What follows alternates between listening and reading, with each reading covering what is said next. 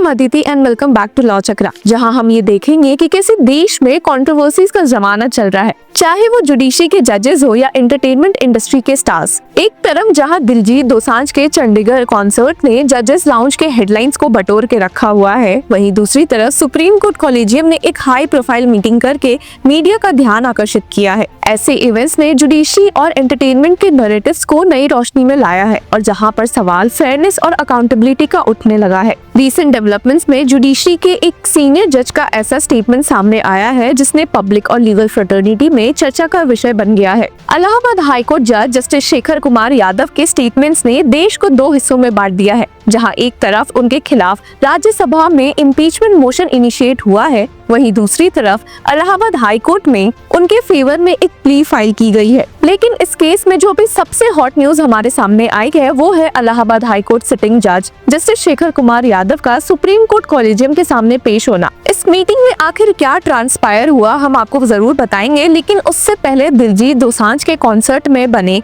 जजेस लाउंज पर एक नजर डाल लेते हैं। अब एंटरटेनमेंट दुनिया के साथ जुडिशरी भी थोड़ी हिल गई है जब सामने आया कि पहली बार देश में एक कॉन्सर्ट में जजेस लाउंज क्रिएट किया गया था। रिपोर्ट के मुताबिक पंजाब और हरियाणा हाई कोर्ट के जजेस और उनके फैमिली मेंबर्स के लिए 300 से ज्यादा वीआईपी पासेस इशू किए गए, जिससे प्रेफरेंशियल ट्रीटमेंट का सवाल उठ गया है। एक जुडिशियल ऑफिसर को स्पेसिफिकली असाइन किया था जजेस और उनके फैमिली की एंट्री को ओवरसी करने के लिए, जो कि पब्लिक इवेंट्स में अनड्यू इन्फ्लुएंस और अनइक्वल एक्सेस का पॉइंट उठाता है। और यही बात सामने आ रही है कि क्या आम जनता के पहले जजेस और पॉलिटिशियंस आते हैं, तो क्या इक्वलिटी का कंसेप्ट हमारे देश में मात्र एक वर्ड के मुताबिक रह गया है। जहां इस मामले ने काफी तहलका मचा दिया, वहीं जस्टिस शेखर कुमार यादव ने भी, जब पता चला कि 17 दिसंबर को वे इलाहाबाद हाईकोर्ट में कोर्ट होल्ड नहीं करने वाले। इसका मतलब ये निकाला गया कि वे सीजीआई संजीव खन्ना द्वारा हेडेड सुप्रीम कोर्ट कॉलेजियम से मिलने गए हैं। आधे घंटे की ये मीटिंग काफी इंटेंस रही है, लेकिन इस मीटिंग की डिटेल्स अभी तक हमारे सामने नहीं आए।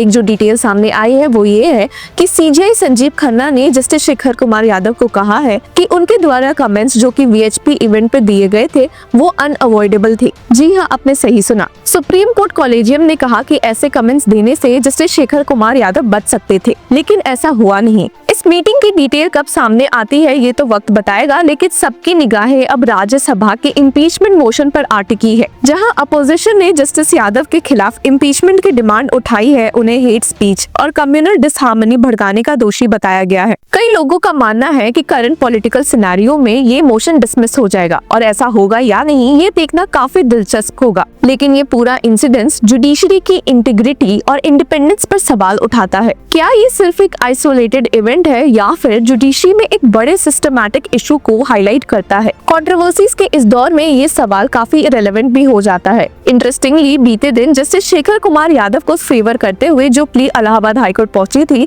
उसने ये स्टेट किया था कि उन्होंने अपने जज होने के कैपेसिटी में ये कमेंट्स दिए ही नहीं है। पब्लिक इंटरेस्ट लिटिगेशन का ये कहना है कि जस्टिस यादव ने जो भी कहा वो एक हिंदू होने के नाते कहा, और उन्होंने उन टॉपिक्स पर अपना विचार रखा है जो हिंदूज के दिल के करीब है और उनकी रोजमर्रा की जिंदगी को प्रभावित करता है। पब्लिक इंटरेस्ट लिटिगेशन में ये भी कहा गया कि इस इवेंट के सिर्फ पार्टिसिपेंट्स हिंदूज थे, और ऐसे में जस्टिस शेखर कुमार यादव द्वारा बोले गए वर्ड हेट स्पीच के स्कोप में नहीं आते। सुप्रीम कोर्ट कॉलेजियम ने बेसिकली जस्टिस शेखर कुमार यादव को इन कमेंट्स के लिए समन किया था, जहां उन्होंने स्टेट किया है कि I have no hesitation in saying that this is Hindustan and the country will run according to the majority who live in Hindustan. The law will operate on the will of the majority. If you look at families of the society, the will of the majority prevails. और इन्हीं remarks को strongly criticise किया गया है। CGI Sanjeev Khanna को letter लिखते हुए CPIM leader and farmer MP Brinda करत ने कहा है कि no litigant can hope for justice in a court in which a member holds such a biased, prejudiced, publicly expressed opinion against the minority community and in favor of a majoritarian approach. अब आपकी इस मामले में क्या राय है हमारे साथ जरूर शेयर करें। Until then keep following Law Chakra। लेकिन जो कठमुल्ला है जिसे कह लीजिए आप, शब्द गलत है, लेकिन कहने में गुरेज नहीं है, क्योंकि वो देश के लिए घातक हैं, बिगाड़ने वाले लोग हैं, जनता को भड़काने वाले लोग हैं, देश आगे ना बढ़े इस प्रकार के लोग हैं, उनसे सावधान रहने की जरूरत है।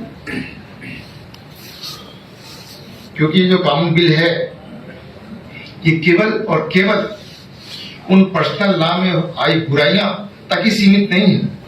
ये जब बुराइयां दूर होंगी तो निश्चित रूप से हमारा देश भी प्रगतिशील होगा। राष्ट्र के ऊपर हम जैसे आगे बढ़ रहे हैं और आगे गति से बढ़ते रहेंगे, लेकिन जरूरत यहां पर है कि हमें एक कानून बना के चले। बिना एक कानून के कोई देश प्रगति नहीं कर सकता है। आज आप लोग यहां पर आए, छोटा सा विषय रखा, विषय बहुत बड़ा है, बड़े बृहद है। अगर शुरुआत से आप, जैसे मैंने शुरू में आपसे कहा, वो विषय मैंने छोड़ दिया, या पश्चात एंशिएंट हिस्ट्री से लेकर मिडिल हिस्ट्री और मॉडर्न हिस्ट्री तक चले आइए, वो सब आपको मिलेगा कि हमने भी, हमारा भी जो कानून बना वो मनुस्मृति से लेकर बना, नाट्य स्मृति से लेकर बना, स्मृतियों से लेकर बना। उसमें बहुत सी बुराइयां भी थी, लेकिन समय समय हमने उसको हटाया। आपके अंदर भी ठीक है, आप अपने शरीयत से चलिए, आप अपने कुरान से चलिए, आप हमें गुरेज नहीं। आप पूजा किसी विधि से करिए, आप हमें गुरेज नहीं। आप विवाह किसी विधि से करिए, आप हमें गुरेज नहीं। गुरेज है किस बात से? जो देश के लिए घातक है, देश के मनुष्य के लिए घातक है, इस नारी के लिए घातक है, इससे तो बदलाव होना चाहिए। आपकी सुप्रीम कोर्ट, आपका तमाम हाई कोर्ट इस चीज को मान रहे हैं। क्योंकि मैं जब एक निमंत्रण में कल गया था, तो आप इस सब्जेक्ट से मेरे ब्रदर्स जजेस थे, वहां तक पहुंच गया, तो उन्होंने कहा कि शेखर जी, आप इस सब्जेक्ट पे क्या बोलेंगे, आप इसको ध्यान रखिएगा, आप हाईकोर्ट के जज हैं। मैंने कहा भैया, मैं हाईकोर्ट का जज तो जरूर हूं, लेकिन इस देश का नागरिक भी हूं। और एक नागरिक के लिए और इस देश, उस नागरिक के देश के लिए जो उचित होगा मैं वो बोलूंगा। बहुत कुछ आया था आप लोगों के बीच में बोलने के लिए, थोड़ा वो ब्रदर्स की बातें ज्यादा आ गई, बहुत कुछ चीजें वो लपेटे में ना आ जाए, लेकिन इस चीज से आप निश्चित रहिए। जैसे आपने अपने आंखों के सामने कभी कल्पना की थी आपने कि हम राम मंदिर को अपनी आंखों के सामने देखेंगे?